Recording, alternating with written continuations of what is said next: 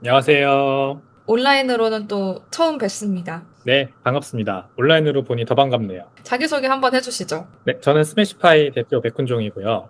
원래 현진이 옆에서 늘 어, 피지컬한 모습을 보여드렸었는데 무슨 말이지? 실제 저의 모습을 현진님 옆에서 보여드렸었는데 오늘은 유선상 연락을 하게 됐습니다. 연결을 하게 됐습니다. 그래도 열심히 현진님과 인터뷰 진행하도록 하겠습니다. 감사합니다. 네. 오늘 이 잭 도씨의 인터뷰 내용 혹시 보셨나요? 네네, 봤습니다. 그래서 잭 도씨가 지금 가장 크게 걱정하는 건 ETF를 통한 대형 기관들의 그 비트코인 투자가 이런 제도권 진입이 너무 비트코인을 중앙 통제하게 만드는 거 아니냐. 원래는 중앙 통제 없이 개방적인 시스템이 비트코인의 핵심인데, 철학인데, 이게 좀 희석될 수 있다고 우려하는 것 같습니다. 어떻게 보세요? ETF가 악영향을 미치고 있다는 말을 잠깐 하더라고요.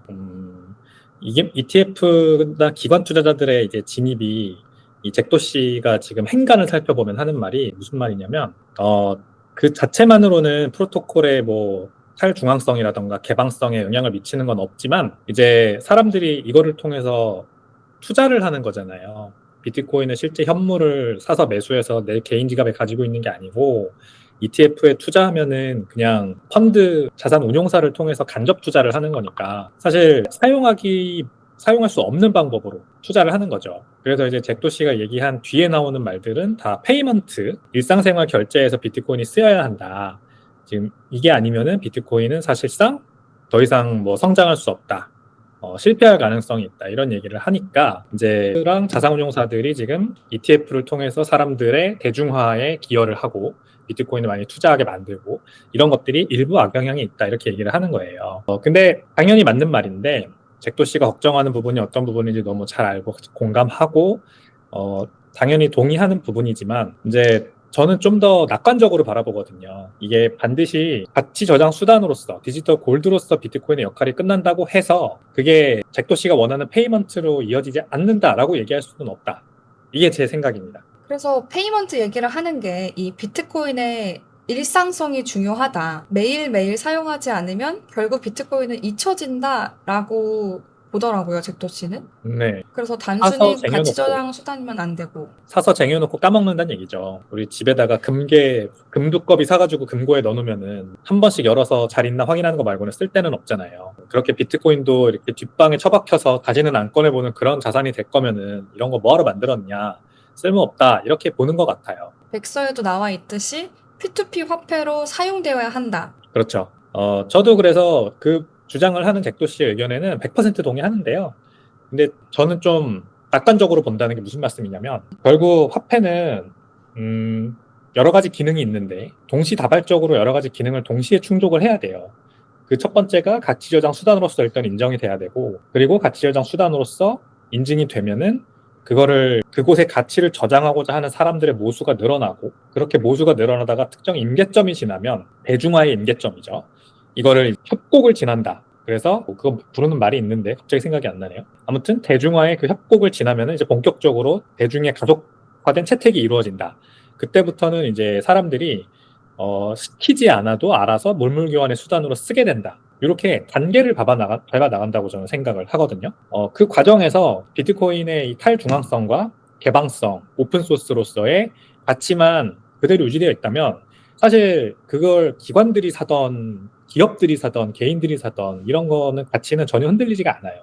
그러니까 잭도 씨가 사실 미리 걱정을 하고 있다고 저는 생각합니다. 지금 비트코인은 대중화의 첫 단계, 초기 단계에 있는 거고, 그러면은 먼저 가치 저장 수단으로서 인정되어서 많은 사람들에게 채택이 돼야 된단 말이죠. 그 단계를 지금 지나고 있는 거기 때문에 사실 벌써부터 미리 이거 일상생활에 쓰이지 않고 결제에 쓰이지 않는다. 이게 그래서 되게 부정적이다라고 말할 것까지는 아직 없다. 그렇게 생각을 하는 거죠. 사실 저도 저 말을 듣고 우리가 금을 돈 주고 사고 액세서리로는 사지만 금을 들고 가서 결제 수단으로 쓰진 않잖아요.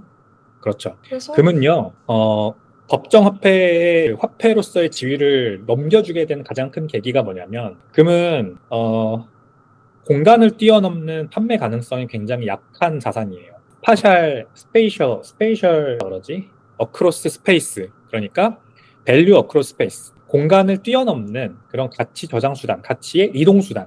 이 역할을 하기에는 금은 굉장히 무리가 있었어요. 그리고 디비저블 하지도 않아요. 그러니까 둘로 쪼개고 셋으로 쪼개고 넷으로 쪼개고 이렇게 쪼개는 것도 굉장히 어렵다. 말하자면 이동을 하기에는 굉장히 어려운 수단이었기 때문에 그래서 법정화폐가 필요했던 거예요. 법정화폐는 저는 물론 법정화폐가 굉장히 여러 가지 부작용을 만들어내고 있다라고 늘 주장을 하지만 그래도 금이 가지고 있었던 그 공간의 제약에 있어서는 많은 부분을 해결한 건 사실이거든요. 그거는 인정을 해야 돼요. 그래서 달러나 아니면은 우리가 쓰고 있는 많은 주요국 화폐들이 전 세계로 다 원활하게 흘러 들어가서 그곳의 경제도 부흥하고 그러면서 대외 교역이 활성화되고 글로벌라이제이션이라는 그래서 말이 생겨난 거죠. 전 세계가 지구촌화되고 국제 무역이 살아나고 이럴 수 있었던 거예요, 사실상. 근데 비트코인은 인터넷상에서 처음으로 등장한 금 같은 디지털 자산이란 말이죠. 그러니까 금의 디지털 자산으로서, 그러니까 금이 가지고 있는 희소성이라고 하는 그리고 주인이 없는 베어러 에셋이다. 그러니까 무기명 자산이라고 하죠. 누군가 주인이 이렇게 마크를 찍어놓고 이거 내가 생산해 이런 게 아니라 탈중앙화되어 있고 주인이 없고 공도나 마찬가지인 그런 자산이면서도 동시에 시공간을 뛰어넘는 이동도 굉장히 자유롭단 말이에요. 그리고 디비저빌리티, 쪼개는 것도 굉장히 훨씬 더 법정화폐보다도 어쩌면 더 훨씬 자유롭고 디비저빌리티가 굉장히 높단 말이죠. 그러니까 금이면서 금이 가지고 있었던 한계를 극복한 그 기술이 비트코인이기 때문에 가치 저장 수단으로서 비트코인이 받아들여지고 당연히 이게 물물교환의 수단으로 전 세계적으로 일상생활 결제에 쓰일 거라고 저는 생각을 하거든요. 물론 이 과정에서 이제 사람들이 다 너도 나도 ETF에만 투자하고 아니면은 스트래티지 주식 같은 이런 프록시 주식에만 투자하고 이렇게 투자의 관점으로만 바라볼까 봐 걱정하는 건 알겠어요. 근데 이것도 저는 좀 그렇게까지 걱정할 필요 없다. 우리 글쎄요, 애플 주식, 마이크로소프트 주식 이런 거 다 펀드를 통해서만 투자하지 않잖아요. 스파이 QQQ 물론 사람들이 많이 투자하지만 ETF로 투자 많이 하지만 사람들이 누구나 다 ETF로 주식 투자를 하진 않잖아요. 테슬라 주식 개별 주식도 투자하고 삼성전자도 개별 주식 투자하고 여전히 우리는 다 개별 주식 투자하지 않습니까? 약간 이거랑 비슷한 거라고 생각하면 될 것 같아요. 비트코인도 현물이 지금은 당장 거래소 이용하고 개인 지갑 이용하고 이런 게 아직 너무 익숙하지가 않으니까 대중화가 잘 일어나지 않았을 뿐이지 갈수록 계속해서 편해지고 사용성이 뛰어나지고 이러면은 비트코인을 직접 투자하는 것과 그렇게 간접 투자하는 게 다 같이 병행해서 시장이 커질 거다. 저는 이렇게 봐요. 그럼 점점 이렇게 실생활에서 사용하게 된다면 사실 레이어 2는 불가피하잖아요. 필요한 거잖아요. 네. 그러면 배 기사님도 레이어 2는 필요하다라고 보시나요? 네, 당연히 필요하죠. 우리가 쓰고 있는 인터넷도 4단계 레이어를 통해서 지금까지 왔잖아요. 마찬가지로 비트코인도 레이어 1이고 그 위에 2단계, 3단계, 4단계 심지어 그보다 더 많은 레이어가 쌓여야 기술로서 완성이 될 거예요. 그러니까 대중화가 이룩된 기술로서 성공을 하겠죠. 두 번째 레이어는 일단 비트코인의 속도와 트랜잭션 피 같은 것들을 훨씬 더 싸게 해줘서 비트코인은 이동 자체를 굉장히 더 자유롭게 만들어주는 기술이 당연히 돼야 되고 일단은 그게 선결돼야 되고 그 위에 레이어 3라고 하면은 이제 비트코인이라는 네트워크 위에서 스테이블 코인 같은 게 예를 들어 발행될 수 있는 거죠. 다른 자산들이 비트코인 네트워크 위에서 발행될 수 있어야 한다. 그런 게 레이어 3로서 저는 이제 그 여러 가지가 있겠지만 기능을 할 것 같고 또 다른 것들은 이제 AI 에이전트 그러니까 잭도 씨도 그 얘기를 하잖아요. AI 에이전트가 굉장히 자기는 기대된다. 우리가 다 비서를 갖게 되는 시장이 올 텐데 그 AI 비서들끼리 비트코인을 주고받으려면은 이제 어떤 레이어 3 같은 게 올라가야겠죠. 네, 이런 식으로 비트코인의 레이어 2 상위 레이어는 분명히 앞으로 무조건 필요하다. 저도 이렇게 봅니다. 아까 협곡 얘기하신 게 가트너의 하이프 사이클 맞나요?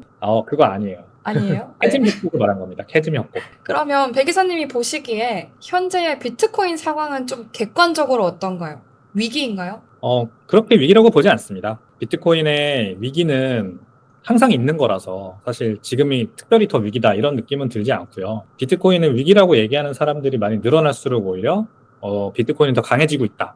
그래서 안티프레질이라는 말이 비트코인에 잘 적용이 되는 거죠. 이 나심 탈레브라는 사람이 쓴 책에 보면은 안티프레질이라는 개념이 등장하는데 말하자면 때리면 때릴수록 더 강해지는 그런 거란 얘기죠. 깨지지 않는다 그래서. 근데 참 역설적이게도 나심 탈레브 본인이 비트코인의 이제 비관론자로 돌아서서 막 이제 비트코인을 비난하고 있는데 이런 것도 결국 안티프레질의 비트코인의 특성을 보여주는 겁니다. 그런 유명한 수백만 권의 책을 판 베스트셀러 작가가 비트코인의 태세 전환을 완전히 해버려서 비난을 하고 있는데도 불구하고 비트코인은 여전히 계속해서 전고점을 뚫고 가격이 올라가고 있고 사람들의 관심도 늘어나고 있으니까요. 다 그가 말이 보여주는 게 아니라 행동이 보여주는 거다 생각하고요. 지금 비트코인의 대중화가 잘 일어나지 않는다라는 거는 잭도 씨도 이 영상에서 얘기하지만 아직 16살밖에 안 됐기 때문이에요. 우리가 16살 때 사춘기 때 우리가 어땠는지 한번 생각을 해보면 정말 뭐 질풍노도의 시기라고 하지 않습니까? 우리 인간이 그때 우리가 성인이 스스로 됐다고 생각하죠. 하지만 누가 봐도 성인이 아닌 것처럼 비트코인도 그런 상황인 것 같아요, 지금. 그래서 아직까지는 훨씬 시간을 두고 지켜볼 필요가 있고 그 과정에서 이제 거품이 쌓이고 무너지고 거품이 쌓이고 무너지고 반복을 하겠지만 결국 우리가 반드시 기억하고 계속해서 유지해 나가야 하는 그 가치는 비트코인의 오픈 소스로서의 개방성, 탈중앙성, 뭐 백도 씨가 영상에서도 얘기하잖아요. 자기는 마이닝을 굉장히 중요하게 본다. 채굴이 집중화되면 안 된다고 생각하는 거거든요. 채굴 집중화를 막기 위해서 탈중앙화된 방식의 채굴 그 생태계를 만들려고 지금 노력을 하고 있단 말이에요. 잭도 씨가 직접 채굴기도 만들고 이 채굴기는 참고로 개인용 채굴기예요. 가정용 채굴기. 그래서 기업 중앙형 집중형으로 채굴하지 말고 우리 개인들도 다 쉽게 채굴을 해서 비트코인을 벌 수 있게 되면 채굴도 탈중화되고 점점 개인 채굴이 더 유행하지 않겠느냐. 이렇게 보는 거고요. 그리고 또 그 자기가 비키라는 지갑을 만들었다고 하잖아요. 이 노인분들이 비트코인 지갑을 쓰는 게 너무, 그러니까 비트코인이라는 기술 자체를 너무 어려워한다. 어떻게 이걸 쉽게 만들어줄까? 이해할 수 있게 만들어줄까? 생각을 해보니까 손에 안 만져져. 아무것도 보이는 게, 손에 만져지는 게 없어서 그렇다. 그러니까 본인이 만든 이제 비티라는 그 지갑이 생긴 거를 보면 조약돌처럼 생겼거든요. 이 철학이 녹아 있는 거더라고요. 거기서 그 얘기를 하는 걸 보고 알았어요. 저는 비티 지갑을 제가 사가지고 직접 써보니까 엄청 편하고 사용성도 좋고 게다가 생긴 게 진짜 조약돌, 돌멩이처럼 생겨가지고 진짜 손에 만져지는 거기 때문에 더 사람들이 친숙하게 느끼고 그래, 내 손에 비트코인이 들어있어 라고 느낄 거라고 생각이 들더라고요. 그래서 비트코인은 결국 아직 어리기 때문에 대중화가 오지 않았을 뿐이지 뭐 아직 위기라고 생각하지는 않습니다. 네, 감사합니다. 지금까지 스매시파이의 백훈종 이사님 모시고 이야기 드려봤습니다. 네, 감사합니다. 오늘도 고려대 빨간색을 입고 계신 현진님. 잘 국장 어울리십니다. 상승을 기원한 빨간색이라고요. 네네. 다행히 좀 올라서 그래도 잘 하신 것 같습니다. 네, 그럼 지금까지 백 이사님 모시고 이야기 들어봤습니다. 감사합니다. 감사합니다.